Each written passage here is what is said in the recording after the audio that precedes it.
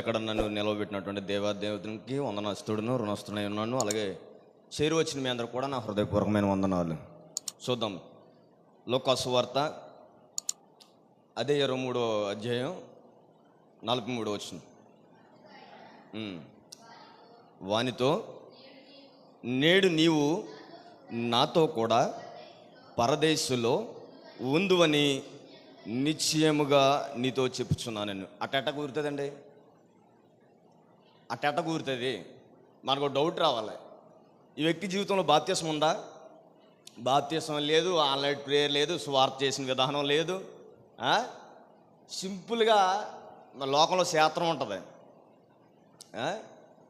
నడిచి వచ్చే కాలంలో కలిసి వచ్చే కాలంలో నడిచి వచ్చి కొడుకు పుట్టాడంట. ఎంత అంటే ఒక దొంగ, అప్పుడు దాకా గజ దొంగ, ఇష్టానుసారంగా లోకంలో తిరిగాడు, ఎలా పడితే అలా బ్రతికేశాడు. ఒక మంచి లేదు, ఒక సొసైటీలో పరిచర్య లేదు, మంచి పరిచర్య లేదు. మరి ఈ వ్యక్తికి అప్పటికప్పుడు ఎలాగొచ్చేసింది నా డౌట్, అవునా కదా?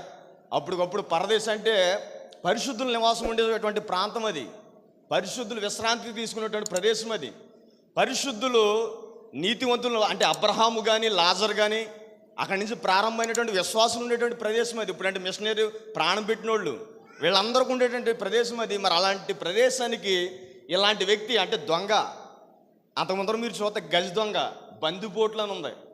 అంటే వీళ్ళు అలాంటి వాళ్ళు అంటే వీళ్ళ జీవిత స్టైల్, వీళ్ళ జీవిత విధానం ఎలాంటిదంటే వీళ్ళ దొంగతనం చేయడానికి ఎలాంటి వాళ్ళు కూడా కనికరించరు అన్నమాట.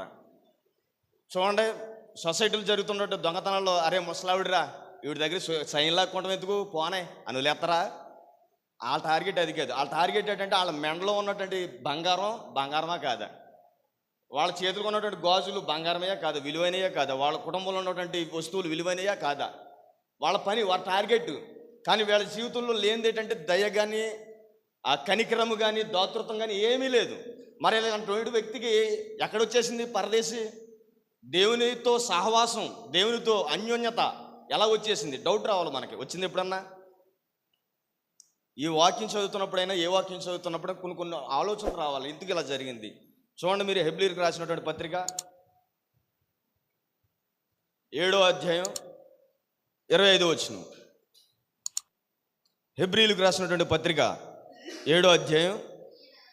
ఈయన తన ద్వారా దేవుని యొద్దకు వచ్చి వారి పక్షమున విజ్ఞాపనము చేయుటకును నిరంతరము జీవించువాడునై ఉన్నాడు గనుక వారిని సంపూర్ణముగా రక్షించుటకు శక్తిమంతుడై ఉన్నాడంట. ఎవరు రక్షించడానికి?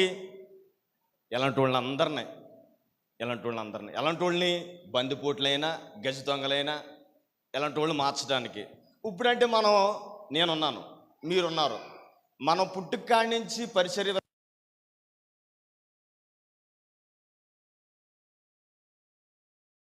అంటే పుట్టినది మొదలుకొని కూడా మన జీవిత విధానం, మన లైఫ్ స్టైల్ విధానం, మన నడిచే విధానం, మన సహవాసం కానీ, మన ఆలోచనలు కానీ పరిశుద్ధంగా ఉన్నాయా? ఈ దొంగ చూసినప్పుడు కూడా మన జీవితం కూడా మన జ్ఞాపకం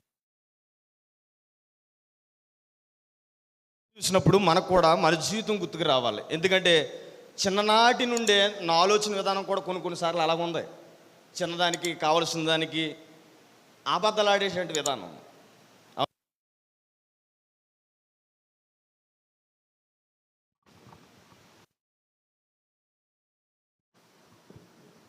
అది నా అవసరాన్ని బట్టే, నా విధి విధానాలు బట్టే అది బేసే ఉంటుంది తప్ప, కానీ అది మంచా చెడా నాకు అవసరం లేదు.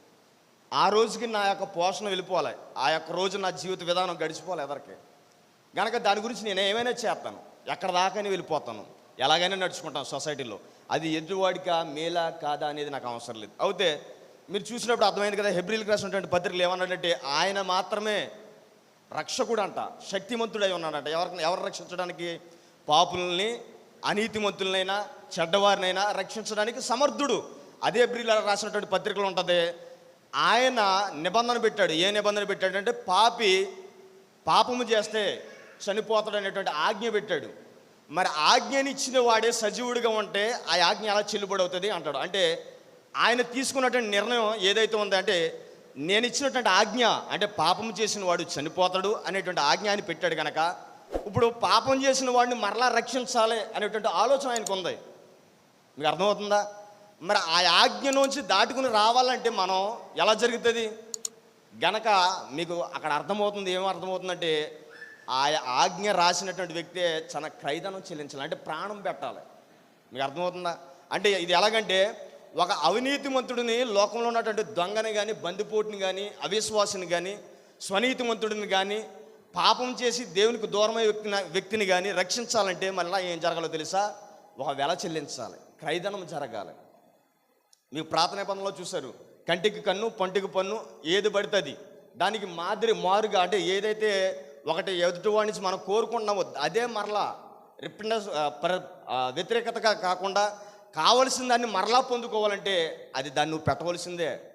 ఇక్కడ మానవుడు పాపం చేసి తప్పుదమ్ము చేసి ఏం కోల్పోయాడంటే తన ప్రాణాన్ని కోల్పోయాడు, అంటే మరణంకి వెళ్ళిపోయాడు.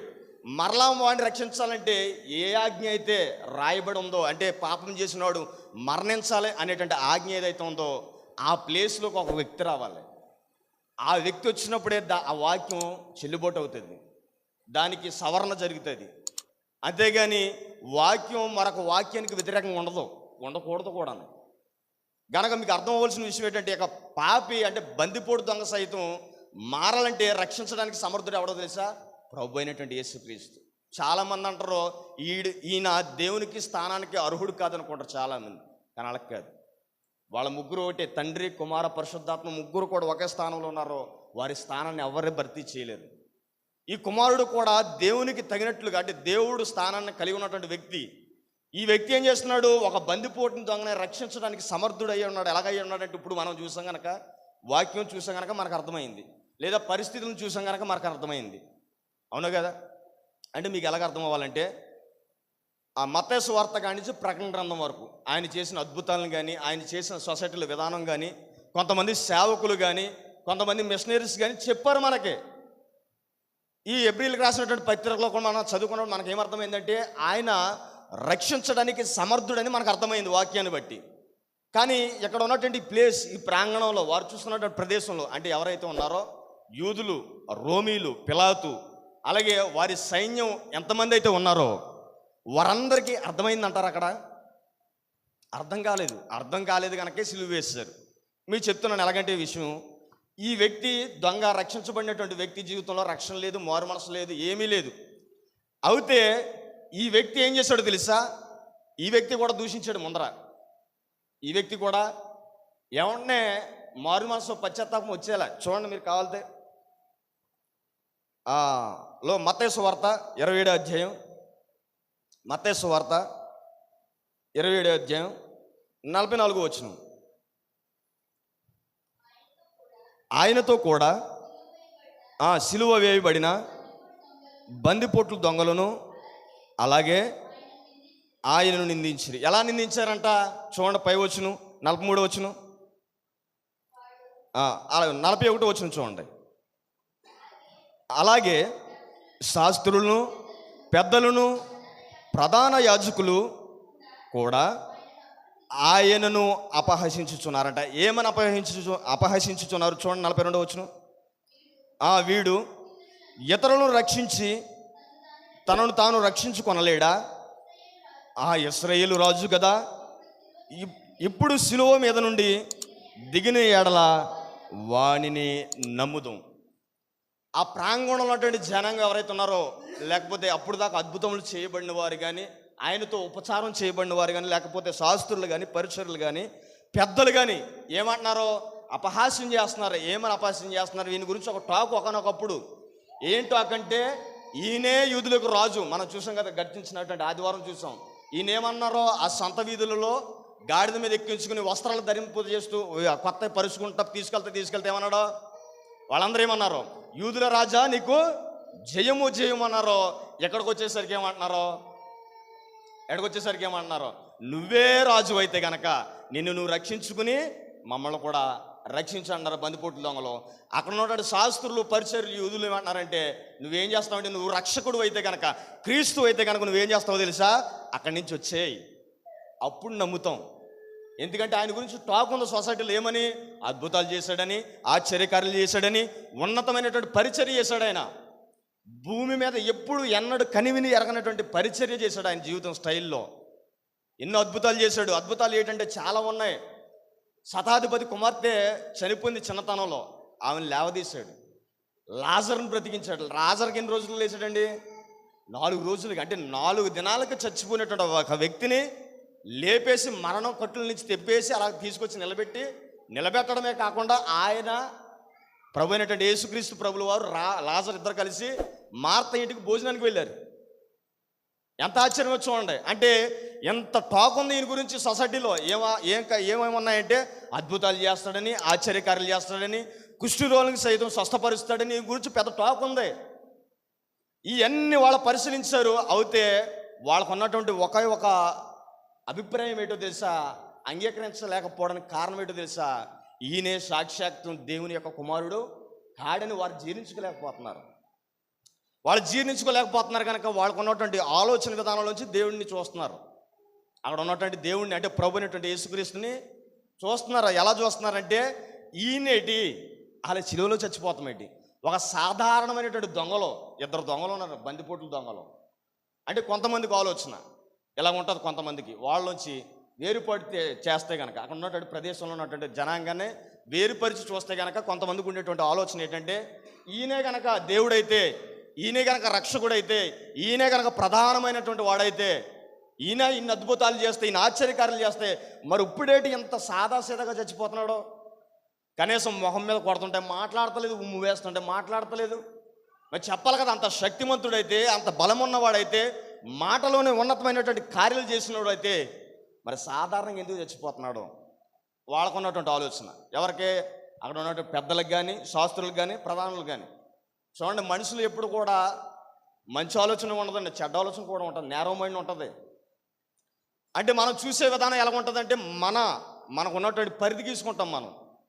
మనకు ఒక బార్డర్ గీసుకుంటాం. ఆ బార్డర్లోంచి గీసుకుని ఏం చేస్తాం తెలుసా? దేవుడు ఎలాగెందుకు లేడు, ఈ విధంగా నాకు ఎందుకు కనపడతలేదు ఇప్పుడు అని అనుకుంటాం. కానీ దేవుడు ఏం చేస్తాడో తెలుసా? మనకనుకున్నట్టుగా మనం చూసేటటువంటి విధంగా ఆయన చేయడు. మరి ఎలా చేస్తాడు? ఆయన అనుకున్నట్లుగా చేస్తాడు. ఎలా చేస్తాడంటే, ఒక అవినీతిమంతుని రక్షించాలంటే నీతిమంతుడు అక్కడ రక్తమే చిందించాలి. ఎవరు పడితే వాళ్ళని చిందించడానికి అవ్వదు. ఎవరు పడితే వాళ్ళని వెళ్ళిపోయి పరిచర్య చేసేమంట కావదు. ఎవరు పడితే వాళ్ళని, అంటే పరిచర్య విధానం అంటే చూడండి, సంసోన్ని యూదులను రక్షించడానికి ఒక శతాధిపతిగా పెట్టుకున్నాడు, ఒక న్యాయాధిపతిగా పెట్టుకున్నప్పుడు సంసోన్ ఏం చేశాడు? తనకున్నటువంటి అధికారాన్ని దుర్లభం చేసుకున్నాడు లేదా? అలాగే సొలొమోను కూడా, అలాగే దావీదు కూడా, అలాగే కొంతమంది వారి జీవితంలో నిర్ణయించబడినటువంటి అధికారాన్ని దుర్లభం చేసుకున్నారు. కానీ ఒకే ఒక్క వ్యక్తికి తెలుసు, నేను చేసింది మరలా నేనే చెయ్యాలనుకున్నాడు. మీకు అర్థం అవ్వాలంటే, ఆ అబ్రహాము దగ్గర తన కుమారుని బలిచ్చేటందుకు ముందర ఎవరిని బలిచ్చారు? పొదల్లో గొర్రె పిల్లని. అంటే ఆ ప్రాంతంలో బలివ్వాల్సినటువంటి ఇస్సాకును తప్పించేసి ఇచ్చినటువంటి బలియాగం ఎవరిదో తెలుసా? గొర్రె పిల్లని. అంటే ఆ గొర్రె పిల్లకు సాదృశ్యంగా ఎవరున్నారండి?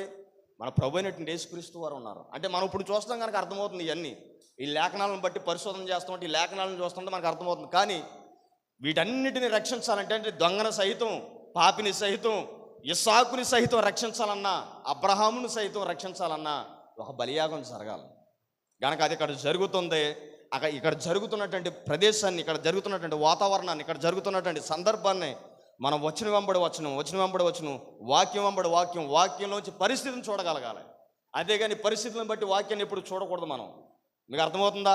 ఇక్కడ ఏం అర్థమైందంటే, పాపిని రక్షించాలంటే ఒక వ్యక్తి ప్రాణం పెట్టాలి. అదే ఇక్కడ జరుగుతుంది. అది అర్థమైంది. ఎవరికి అర్థమైంది? దొంగకి అర్థమైంది. మీకు అర్థమవుతుంది నేను చెప్పిన మాటలు. ఇక్కడ దొంగకి ఎప్పుడు అర్థమైందంటే ఫస్ట్లో అర్థం అవ్వాలా. మరి ఎప్పుడు అర్థమైంది? వాళ్ళందరూ శాస్త్రులు పరిచర్యలు 41వ వచనంలో, మత్తయి సువార్త 20:41వ వచనంలో శాస్త్రులు పరిచర్యలు పెద్దలు వాళ్ళందరూ ప్రధానులందరూ దూషిస్తున్నారు. వాళ్ళతో పాటు కూడా ఎవరు దూషిస్తున్నారండి? 44వ వచనం, ఆయనతో కూడా సిలువ వేయబడినటువంటి బందిపోటు దొంగలు అలాగుననే. అంటే ఎలాగునంటే 41వ వచనంలో ఎవరైతే ఉన్నారో వ్యక్తులు, వారు దూషించినట్లుగానే వీళ్ళిద్దరూ కూడా దూషిస్తారు. మీకు అర్థం అవడానికి ఇంకో వచనం చూద్దాం. చూడండి, మార్కు సువార్త 15వ అధ్యాయం 32వ వచనం చూడండి. మార్కు సువార్త 15వ అధ్యాయం 32వ వచనం. అది అంతా అవసరం వద్దు, సరే చదవండి అయితే. ఇశ్రాయేలు రాజు క్రీస్తు ఇప్పుడు సిలువ మీద ఉండి దిగి రావచ్చును, అప్పుడు మనము చూచి నమ్మిదమని ఒకరితో ఒకరు చెప్పుకున్నారు. అక్కడ డిస్కషన్ జరుగుతుంది. వాళ్ళకే ఏం జరుగుతుందంటే, ఈయన రక్షకుడు అయితే, ఈయన క్రీస్తు అయితే, ఈయన ప్రధానుడైతే, ఈయనే దేవుడైతే కనుక ఈయన ఏం చేస్తాడంటే దిగి వచ్చినప్పుడు మనం నమ్ముదాం అన్నారు. చూడండి కింద లైన్. ఆయనతో కూడా సిలువ వేయబడిన వారును ఆయనను నిందించినంటే, వేయబడిన వారు అంటే ఎవరుంటారో, వారు అంటే ఇద్దరు ఒకళ్ళ, వారు అంటే ఇద్దరు, వాళ్ళిద్దరు కూడా అలాగే దూషణతో మొదలుపెట్టారు. ఫస్ట్ నుంచి ఎప్పటి నుంచి అంటే, వీళ్ళ శాస్త్రులు పరిచర్లు వాళ్ళ పిలాతు దగ్గర తీసుకెళ్ళినప్పుడు కానీ, కైసర్ దగ్గర తీసుకెళ్ళినప్పుడు కానీ, అక్కడి నుంచి మొదలుపెట్టినటువంటి ఆ దేశం, ఆ భావోద్వేగాలు ఎలాగైతే క్రీస్తు దగ్గర వ్యక్తం చేస్తున్నారో, ఈ బందిపోట్ల దొంగలు కూడా, అరే మనమేదో తప్పు చేసామంటే ఈయన కూడా ఏదో తప్పు చేసి ఉంటాడు, మనం ఏదో పాపం చేసామంటే, బహిర్గత పాపాలు చేసామంటే ఈయన కూడా ఏదో బలమైన పాపం చేసి ఉంటాడు, అందుకనే ఈయన మనతో పాటు కూడా చనిపోతున్నాడో అని ఫీల్ అయ్యారు. కానీ ఈరోజు సొసైటీలో ఉన్నటువంటి ప్రజలకు కూడా అది అర్థమవుతుంది. ఎలాగ అర్థమవుతుందంటే, ఈయన చనిపోయాడంటే ఒక డిగ్నిటీగా లేకుండా, ఒక దేవుడైతే ఒక అథారిటీ కాకుండా, సాధారణమైనటువంటి వ్యక్తులతో తనులు తింటూ, సాధారణమైనటువంటి వ్యక్తులతో దూషించబడుతూ, సాధారణమైనటువంటి వ్యక్తులతో కొరలతో కొట్టించుకుంటూ, హింసించబడుతూ, ఒక్క మాట కూడా మాట్లాడకుండా మౌనం అయిపోతున్నాడు. ఇంతగా మౌనం అయిపోతున్నాడు, జుట్టు పిక్కున్నారు ఈరోజు కూడా. కానీ వాక్యం వెలుగులో చూస్తే మనకు అర్థం అవ్వాలి. ఏంటో తెలుసా? నీ హింసించిన వాడి గురించి నువ్వేం చేయాలి తెలుసా? ప్రార్థన చేయాలి.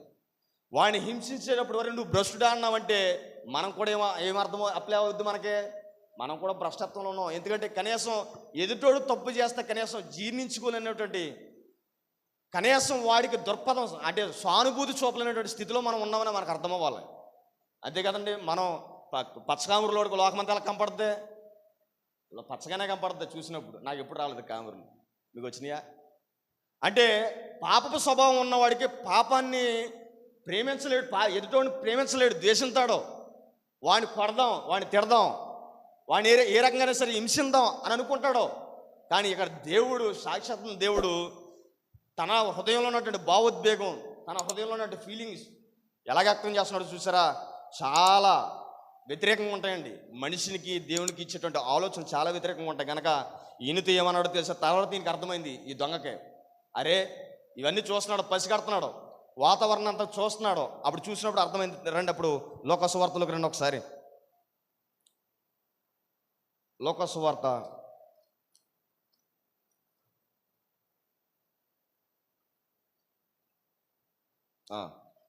23వ అధ్యాయం 35వ వచనం చూడండి ఒకసారి. త్వరగా ముగించుకుందాం. ప్రజలు నిలబడి చూచుచుండ్రి, అధికారులను, వీడు ఇతరులను రక్షించెను, వీడు దేవుడి ఏర్పరచుకున్న క్రీస్తు అయిన ఎడల తనను తను రక్షించుకునని అపహసించిరి. చదవండి, అది వదిలేండి. 38వ వచనం చూడండి, 39వ వచనం చూడండి. వేలాడి వేయబడిన ఆ నేరస్తులలో ఒకడు ఆయనను దూషించడం మొదలుపెట్టాడు. ఎప్పుడు దాకా దూషించడం మొదలుపెట్టాడంటే, ఆయనను చూస్తూ ఉండగా ఆయన పడేటువంటి శ్రమను, ఆయన పడేటువంటి వేదననే చూస్తున్నాడు తప్ప కానీ ఆయన ఇంటెన్షన్ చూడట్లేదు. మీకు అర్థమైందా? అంటే ఆయన పడుతున్నటువంటి వేదనే, ఆయన పడుతున్నటువంటి బాధనే చూస్తున్నాడు తప్ప కానీ ఆయన ఇంటెన్షన్ ఏంటి, ఆయన ఫీలింగ్ ఏంటి అలా? అవును కదా. ఇప్పుడు ఎదటోడు మనం కొట్టాడు అనుకోండి, ఏ తప్పు చేయకుండా మనం కొట్టాడు అనుకో, ఏమంటాం? ఒరే ఎదో నన్నేది కొడుతున్నారా అంటాం. అవును కదా. అంటే తప్పు చేయకుండా కొడతాం. ఎందుకంటే మనలో ఫీలింగ్ ఏంటంటే, నేనే తప్పు చేయలేదు, నేనే నేరం చేయలేదు, నేను ఏ యొక్క దృక్పథం చేయలేదు, ఎదుటికి హాని చేయలేదు. అలాంటప్పుడు వీడు ఎందుకు నన్ను హింసించాడో అని అంటాం. ఒరే ఎవడన్నా మనల్ని ఎదవనడానికి నువ్వే పెద్ద ఎదరం అంటాం మనం. అవును కదా. అంటే మన ఫీలింగ్ ఏంటంటే, ఇన్నర్ ఫీలింగ్, మనకి ఉన్నటువంటి ఆలోచన ఏంటంటే ఏ తప్పు చేయలేదని. కానీ అప్పుడు దాకా చూస్తున్నటువంటి ఇద్దరు దొంగలు కూడా అదే ఫీలింగ్తో చూసారు. ఏదో తప్పు చేయబట్టే కదా, ఏదో నేరం చేయబట్టే కదా ఈ శిక్ష అనుభవిస్తున్నాడు. ఎందుకంటే వాళ్ళ పరిధిలో చూస్తున్నారు. ఎలాగా? మేము తప్పు చేసాం, ఈయన తప్పు చేశాడు, అందుకే చచ్చిపోతున్నాడు అని వాళ్ళ ఫీలింగ్. కానీ ఒక వ్యక్తికి అర్థమైంది. తర్వాత ఎలాగ అర్థమైందంటే, మేము తప్పు చేసాం, కానీ ఈయన అనుదిన జీవితం, ఈయన అనుదిన ప్రవర్తన ఎలాగుందంటే అలా లేదు. ఎలాగుంది? ఈయన రక్షించాడని, ఈయన అనేక మంది స్వస్థపరిచాడని, అనేకమైనటువంటి వాక్యాలు ప్రకటించాడని అప్పుడు అర్థమైంది. జ్ఞాపకం తెచ్చుకున్నాడు రెండో దొంగ. ఫస్ట్ దొంగ ఎలాగంటే, ఈ ఇక్కడ ఉన్నటువంటి దొంగల్ని కుడివైపు ఒకళ్ళని, ఎడవైపు ఉన్నటువంటి ఒకళ్ళని వేశారు. కానీ కొంతమంది ఎలా చెప్తారంటే, కుడివైపు ఉన్నటువంటి దొంగ మాట్లాడుతున్నాడు, ఎడమవైపు ఉన్నటువంటి దొంగ నేరస్తుడు అన్నట్లుగా. అంటే కుడివైపు ఉన్నటువంటి దొంగ మంచోడని, ఎడమవైపు ఉన్నటువంటి దొంగ నేరస్తుడని అనుకుంటారు చాలామంది. కానీ అలా రాయబడలే. కుడివైపు ఉన్నటువంటి ఒక వ్యక్తిని వేశారు, ఎడమవైపున ఒక వ్యక్తిని వేశారు. ఇద్దరు వ్యక్తులను దొంగలుగా చేసి అక్కడ చెరువు వైపున వేశారు. కానీ ఇక్కడ మాట్లాడుతుంది ఎవరో చూడలేదు, కానీ చెప్పలేదు. కానీ మనం ఎలాగంటే, ప్రభు అయినటువంటి యేసుక్రీస్తు ప్రభువారు ఒక మాట చెప్తారు కదా. ఎలా చెప్తారంటే, నేను గొర్రెలను మేకలను ఏర్పరిచి కుడివైపుకేమో గొర్రెలను, ఎడమవైపుకేమో మేకలు. అంటే స్వభావాన్ని డిక్లేర్ చేశాడు ప్రభు అయినటువంటి యేసుక్రీస్తు. కానీ ఇక్కడ డిక్లేర్ చేయలేదు. చూడండి, కాదు మీకు 33 వచ్చిన చూడండి, 23 అధ్యాయం 33 వచ్చిన. వారు కపాలమనేటువంటి స్థలమునకు వచ్చినప్పుడు అక్కడ కుడివైపు ఒకనిని, ఎడమవైపు ఒకనిని, ఆ నేరస్తులను ఆయనతో కూడా సిలువ వేశారని ఉంది అక్కడ. అంతే కదా, సిలువ వేసినటువంటి వ్యక్తులు, ఒక వ్యక్తి ఏమో కుడివైపున ఉన్నాడో, ఒక వ్యక్తిని ఎడమవైపు ఉన్నాడో. కానీ మంచోడు ఎవడో చెడ్డోడు అనేది అక్కడ డిక్లేర్ చేయబడలేదు. అంటే మంచిగా మాట్లాడేది, అంటే మారు మనసు పొందింది, పశ్చాత్తాపడింది ఎవరనేది రాయబడలా.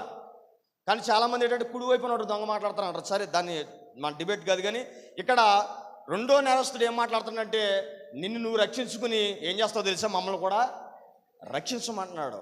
చూడండి, దేవుని దగ్గరికి వచ్చేటప్పుడు మనం తగ్గించుకుని మాట్లాడాలా, హెచ్చించుకుని మాట్లాడాలా? తగ్గించుకుని హెచ్చించుకుని, అంటే డిగ్నిటీగా మాట్లాడాలా? అంటే ఒక వ్యక్తి క్షమాగుణం కోరుకునేటప్పుడు ఎలా మాట్లాడతాడు? ఎలా మాట్లాడాలంటే తగ్గించుకుని మాట్లాడు. ఏదన్నా పై అధికారిని వెళ్ళి, అయ్యా మాకు కాలనీ రాయండి, ఒక లోన్ శాంక్షన్ చేయండి, లేకపోతే ఒక ఉద్యోగం ఏమంటే అన్నప్పుడు ఎలాగ అడుగుతాం? డిగ్నిటీగా అడుగుతామా? అధికారి రై ఒక అధికారం నాకు ఒక ఉద్యోగం అంటామా? ఎలాగంటామంటే, అయ్యగారు మాకు ఒక ఉద్యోగం ఏమండి అయ్యా, ఒక అధికారం మాకు ఏమండి అయ్యా, ప్రవేశపెట్టండి, మీరు అనుమతి ఇస్తేనే. కానీ అక్కడ పనులు అయ్యేలా లేవు, మాకేం చేసి పెట్టండి అయ్యా. కానీ ఇక్కడ ఉన్నటువంటి దొంగ, మొదటి దొంగ ఏమన్నాడు తెలుసా? నిన్ను నువ్వు రక్షించుకుని ఆయనను ఏమన్నాడంట? చూడండి 39 వచనం. వేలాడబడిన ఆ నేరస్తులలో ఒకడు ఆయనను దూషించుచు ఆయన ఏం చేస్తున్నాడు తెలుసా? దూషిస్తున్నాడు. అంటే ఎగతాళి చేస్తున్నాడు, ఎత్తేవా చేస్తున్నాడు. అడిగేటువంటి రిక్వెస్ట్ ఎలా ఉందంటే దూషింత అడుగుతున్నాడు. మరి దూషింత అడిగినప్పుడు, నువ్వు క్రీస్తువే కదా, నిన్ను నీవు రక్షించుకొనవా, మమ్మను కూడా రక్షించుమని చెప్పిన అంట. అండ్ అడిగేటువంటి విధానం, స్టైల్ చూడండి ఎలాగుందో. అడిగేటువంటి ఆ యొక్క కృప కానీ, ఆ యొక్క రక్షణ కానీ ఎలాగడుగుతున్నాడో. అయ్యన్న అవసరం అంటారా? అయ్యన్న అవసరం లేదు. మరి ఎలాగ ఉండాలంటే, ప్రభువా నీ చిత్తమైతే, నీకు ఇష్టమైతే నన్ను శుద్ధినిగా చేయి అన్నప్పుడు ప్రభు అయినటువంటి యేసుక్రీస్తు ప్రభు వారు చేశారు లేదా? ప్రభువా నాతో మాట్లాడంటే వెళ్ళిపోయేవాడు మాట్లాడాడు. అలాంటిది ఈ వ్యక్తి ఎలాగ అడుగుతున్నాడో తెలుసా? తనకు కావాల్సినటువంటి సందర్భమే, తనకు కావాల్సినటువంటి అవసరత, తనకు కావాల్సినటువంటి రక్షణే, తనకు కావాల్సిన నిత్యత్వమే. అయినా కానీ అడిగేటువంటి విధానం లేదు, సరైనటువంటి విధానం లేదు. కానీ రెండో వ్యక్తికి చూడండి 40 వచనం చూడండి. అయితే రెండవ వాడు వానిని గర్దించి, నీవు అదే శిక్ష విధిలో ఉన్నావు కదా, దేవునికి భయపడవు. అంటే చూడండి, మొదటి వ్యక్తి ఏమో దూషించడం మొదలుపెట్టాడు, రెండో వ్యక్తి ఏమన్నాడంటే, నోర్మై ఏంటి మాట్లాడుతున్నావు, నువ్వు మాట్లాడే విధానం సరికాదు. ఎందుకంటే నువ్వు దొంగతనం చేసావు, ప్రలోభాలు పెట్టావు, అనేక మంది మంటల్లో మానభంగాలు ఎన్నో చేస్తున్నావు. కానీ ఈయనైతే అలా కాదు. అప్పుడు అర్థమైందండి రెండో దొంగకి. ఎప్పుడు అర్థమైంది? ఆయన చూసేటువంటి విధానం కానీ, ఆయన చూసేటువంటి మాటలు కానీ, ఆయన పలికేటువంటి విధానం కానీ. మీకు ఆ మొదటి మాట మనం జ్ఞాపకం చేసుకున్నాం కదా. ఎలాగ అర్థమైందంటే, తండ్రి వీరేమి చేస్తున్నారో వీరెరుగరు కనుక వీరిని క్షమించమన్నాడు. అంటే ఎంత ఫీలింగ్, అంటే ఎంత మనసు, మెత్తటి మనసు కానీ, ఆయన మాట్లాడే విధానం, శైలి కానీ. ఆయన ఇదివరకు ఎప్పుడు కూడా దొంగతనం చేసిన విధానం లేదు తన జీవిత చరిత్రలో. ఎన్నో మటలు కానీ, మానభంగాలు చేసిన విధానం కానీ. ఎందుకంటే ఒక దొంగతో ఫ్రెండ్షిప్ చేస్తారు. కానీ మన నడిచేటువంటి విధానాలు ఎప్పుడు కూడా, మన సహవాసం కానీ, మనం వెళ్ళేటువంటి జైలుకి కానీ ఎప్పుడు కూడా మనతో పాటు రాలేదు కదా ఈయన. మనం వెళ్ళేటువంటి ఇంట్లోకి కానీ ఎప్పుడు కూడా రాలేదు కదా ఈయన. మనం వెళ్ళేటువంటి వీధుల్లో, అంటే వీళ్ళు ఎప్పుడు దొంగలు ఎప్పుడు వెళ్తారు బయటికి నైట్ టైం వెళ్తారు. నైట్ టైం వెళ్ళినప్పుడు కూడా వీళ్ళకి ఒక అండర్స్టాండింగ్ ఉంటుంది. ఎలా ఉంటుంది? ఒరేయ్ నేను ఫలానా ఈదికి వెళ్తున్నా, ఈదికి నువ్వు రాకు, నేను వీధికి వెళ్తున్నాను, నువ్వు వీధికి రా, కానీ వీళ్ళకే కమిట్మెంట్ ఉంటుంది. అలాంటి కమిట్మెంట్లు మనకి ఎప్పుడు కలవలేదు కదా ఈయన. మరి ఇలాంటప్పుడు ఈయన చేసేటువంటి విధానం మనకి పూర్తి వ్యత్యాసంగా ఉంది కదా. అప్పుడే ఫస్ట్ అక్కడ నేరస్తుడు ఏమని ఉంటాడో, ఒరే చంపకండి అయ్యా, విడిచిపెట్టండి అయ్యా, చంపకండి అయ్యా, విడిచిపెట్టి అని బతిలాడుకుంటాడా ఉండడా? కానీ ప్రభు అయినటువంటి యేసుక్రీస్తు ప్రభువు వారు అసలు ఏమీ మాట్లాడాలి, మౌనం అయిపోయి. నువ్వు రక్షకుడువా, నువ్వు క్రీస్తువా, నువ్వు ఏమైనా ఉద్ధరించినడువా, దేవుడువా, నువ్వు వచ్చి దిగొచ్చి మమ్మల్ని ఏమైనా చేస్తావంటే చేసినటువంటి సందర్భాలన్నీ మర్చిపోయినటువంటి వేళనే చిన్న మాట కూడా మాట్లాడలేదండి ప్రభు అయినటువంటి యేసుక్రీస్తు ప్రభువు వారు. అవునా కదా? వాడు ఉన్నటువంటి వారందరూ కూడా ఎన్నో ఉపచారాలు పొందినవారు, ఎన్నో మేలులు పొందినవారు, ఎన్నో ఆయన గురించి తన జీవితం ఆహారతో కొలత కోల్పోయినటువంటి వ్యక్తుల వాళ్ళు. అవునుగా కదా? ఆ యొక్క కొండ ప్రాంతంలో తన చేసినటువంటి సువార్త ప్రాంతంలో 5 రొట్టెలు 2 చేపలను అనేకమైనటువంటి ఆహారంగా చేసి పాడేశాడు ఆయన. ఇంకా 12 గంపలు మిగిలిపోయినాయి. ఎంత అద్భుతం అది! అంటే అద్భుతం ఎంత ఫామ్ అయి ఉంటుందో ఆ దేశం అంతా, ఆ దేశం కానీ ఆ ప్రాంతం కానీ ఎంత పరిచర్యకి వెళ్ళిందంటారో. ఆ మాట చాలా విధానంగా సువార్త కంటే దారుణంగా వెళ్ళింది అంటున్నాం. ఎందుకంటే అద్భుతాలు అనేవి చాలా సొసైటీలో విస్తారంగా ఫామ్ అవుతాయి. అందుకే ప్రభు అయినటువంటి యేసుక్రీస్తు ప్రభుల వారు ఆయన చేసినటువంటి అద్భుతాలు, ఆశ్చర్యకార్యాలు ఇవన్నీ కూడా చాలా విస్తారంగా సొసైటీలకు వెళ్ళినప్పుడు ఈ దొంగకు అర్థమైంది. ఏమని అర్థమైందంటే, ఈ రోజున కూడా చాలామందికి అర్థం అవ్వట్లేదు. ఎలాగ అర్థం అవ్వట్లేదు అంటే, మన పివి నరసింహమూర్తి గారు మాజీ ప్రధాని, ఆయన దగ్గర విలేకరులు వెళ్ళి ఈ రకంగా మాట్లాడారంట. ఆయన ప్రశ్నించారు, క్వశ్చన్ చేశారు. అయ్యా, ఈ దేశానికి పట్టినటువంటి క్రైస్తవులు, ఈ దేశంలోకి వచ్చినటువంటి వలస వచ్చినటువంటి క్రైస్తవులు ఈ దేశానికి హాని చేస్తున్నారని, మతాలు మారుస్తున్నారని, అనేక మందిని ఉద్రేకపరుస్తున్నారని, బెదిరిస్తున్నారని వాళ్ళ గురించి టాక్ ఉందయ్యా, మీరేమంటారో, ఏం మాట్లాడతారో అని అడిగితే మాజీ ప్రధాని నరసింహమూర్తి గారు, పివి నరసింహమూర్తి గారు వారిని విలేకరులు అడిగితే ఆయన అన్నాడు, ఏమోనయ్యా, మతాలు మారుస్తారో ఏం మారుస్తారో నాకు తెలియదు, కానీ నేనన్నటువంటి మాట, నేను తెలుసుకున్నటువంటి మాట ఏంటో తెలుసా? అనేక మంది నేరస్తులు మారిపోరు, అనేక మంది వ్యభిచారులు మారిపోరు, అనేక మంది దొంగలు మారిపోరు ఆ మాట వినడం వల్ల. అది మాత్రమే నాకు తెలుసు అన్నాడు పివి నరసింహమూర్తి గారు, మాజీ ప్రధాని. అంటే చూడండి, ఈ దేవుని గురించి అనేక మందికి అర్థమయ్యే విధానం ఎలాగో తెలుసా? ఆయన పరిచర్లోకి వచ్చిన వాళ్ళు దొంగలే కాదు, వ్యభిచారులే కాదు, మర్డర్లు చేసినటువంటి వారు, మానభంగాలు చేసినటువంటి వారు అనేక మంది మారిపోయారు. ఎలా మారిపోయారంటే, ఈయన తగ్గింపును బట్టి, ఈయన చూసినటువంటి మాదిరిని బట్టి, ఈయన ఇచ్చినటువంటి అనేక మందికి ఇచ్చినటువంటి పరిచర్యలు, వారు చేసినటువంటి ప్రసంగాలను బట్టి మారిపోయారు. ఆయన చెప్పినటువంటి వాక్యాన్ని బట్టి మారిపోయారు. మీరు సొసైటీలో చూడండి, అనేక మంది వారు శతాధిపతులు ఎంతమంది అయితే ఉన్నారో, ప్రతిష్ఠించబడిన వారు, దేవీ దేవతలు అనబడుతున్న వారు ఎవరైతే ఉన్నారో వాళ్ళందరి జీవితంలో మరణం ఉంది. కానీ నా ఒక్కడి యేసుక్రీస్తు ప్రభులో మాత్రం జనన మరణ పునరుద్ధానం ఉందండి. నా దేవుల్లో ఉన్నది పునరుద్ధానం అనేది ఏ వ్యక్తిలో లేదు. జననం ఉంటుంది, మరణం ఉంటుంది తప్ప, కానీ పునరుద్ధానం అనేది ఎవరి జీవితంలో లేదు. మనం తెలుసుకోబోతున్న పునరుద్ధానం మరలా రాబోతుంది మన జీవితంలో, మనందరి జీవితంలో రాబోతుంది. అదే ఈ దొంగకు వచ్చింది. అక్కడ ఎలా వచ్చిందంటే, తను పశ్చాత్తాపడ్డాడు. చూడండి, 43వ వచనం చూడండి, 42వ వచనం చదువుతాం ఒకసారి. 23వ అధ్యాయం 42వ వచనం. యేసు నీ రాజ్యమునికి వచ్చినప్పుడు నన్ను జ్ఞాపకం చేసుకున్నామని నేను ఏమన్నాడో తెలిసిన, నీ రాజ్యంతో వస్తానన్నావు, అప్పుడు ఏం చేస్తావో తెలుసా? నన్ను జ్ఞాపకం చేసుకో ప్రభు అని అడిగాడు. చూడండి, మొదట అడిగినటువంటి దొంగకేనే, రెండోసారి అడిగినటువంటి దొంగకేనే ఏమైనా వ్యత్యాసం ఉందా? అంటే ఈయన రెండో దొంగ ఏం చేశాడు తెలుసా? తెలుసుకున్నాడు, ఈయన గురించి పరిశోధన చేశాడు అప్పటికప్పుడే. అంటే ఎంత టైం పట్టిందంటారేమో, ఆయన తెలుసుకుంటాక పెద్ద టైం పట్టలేదు, ఆయన రక్షణ పొందుతా కూడా పెద్ద టైం పట్టలేదు. ఎందుకంటే మీకు అర్థమవుతుంది, ఆ సందర్భం సిలువ వేయబడుతున్నటువంటి మనిషి కొన్ని గంటల్లో చచ్చిపోతాడు. అంటే ఈ వ్యక్తికి వచ్చినటువంటి రక్షణ కొన్ని గంటల్లోనే వచ్చేసింది. ఆ రక్షణను బట్టి ఈ వ్యక్తి ఎక్కడికి వెళ్ళిపోడు తెలుసా? నిత్యత్వంకి వెళ్ళిపోడు. ఎలా నమ్ముతావంటే, ఆయన చెప్పాడు కదా, నేడు నీవు నాతో కూడా పరదేశంలో ఉంటావు. మీరు అనుకోవాలి చాలామంది, అంటే బాప్తిసం లేనటువంటి వ్యక్తికి కానీ, రక్షణ లేనటువంటి వ్యక్తికి కానీ, పరిచర్యలు చేయలేనటువంటి వ్యక్తికి కానీ, ఆన్లైన్ ప్రేయర్లు చేయలేనటువంటి వ్యక్తికి కానీ ఎంత సింపుల్గా వచ్చేసింది కదా రక్షణ, నేను కూడా అలాగే తీసుకుంటా బాగుండి అనుకుంటారు చాలామంది. అవును కదా? చాలామంది కుర్రోళ్ళకి సువార్త చెప్పినప్పుడు కానీ, చాలామందికి ఆ వాక్యం ఏమంటారు, రక్షణ పొందరు, బాప్తిసం తీసుకుంటారు అంటే చాలామంది అంటారు, సిలువలో దొంగ ఉన్నాడో నేనే ఉన్నాను అంటారు చాలామంది. వాక్యం చదువు అంటే వాక్యం తెలిసినోడు పట్టాన్ని చెప్పలేము మనం.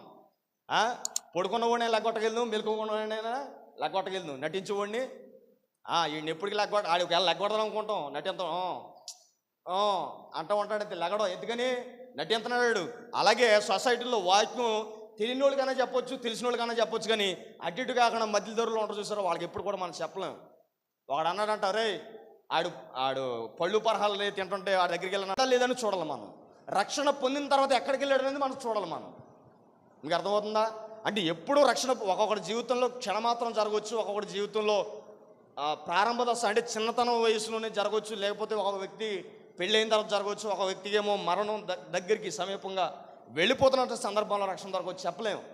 ఎప్పుడు రక్షణ దొరికింది అనేది ప్రాముఖ్యం కాదు, కానీ రక్షణ అనేది పొందుకున్నావా లేదా, రక్షణ పొందుకున్న దానికి తగినట్లుగా నువ్వు నిలబడుతున్నావా లేదనేది ప్రాముఖ్యత. అక్కడ శిలువలో పొందినటువంటి రక్షణ అనేది చాలా ఇంపార్టెంట్. అవుతే దీనికంటే ముందర ప్రభు అయినటువంటి యేసుక్రీస్తు చేసినటువంటి త్యాగాన్ని బట్టే ఈ వ్యక్తి రక్షించబడ్డాడు.